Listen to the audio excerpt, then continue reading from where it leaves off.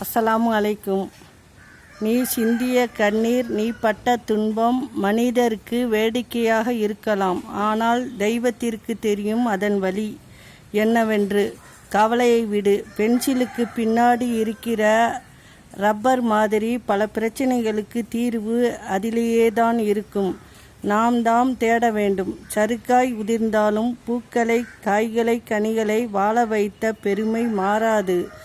வெளிப்படையாக சிரித்து பேசுபவர்களுக்கு தான் மனதில் வெளிக்காட்ட முடியாத பல வேதனைகள் மறைந்திருக்கும். வாழ்க்கையில் பாவத்தை சேமித்தவன் பணக்காரன், வாழ்க்கையில் பாசத்தை சேமித்தவன் பைத்தியக்காரன். அவ்வளவுதாங்க. பிறப்புக்கு ஒரு வரியில், இறப்புக்கு ஒரு வரியில் எழுதி விட்டான் சில வரிகளில்.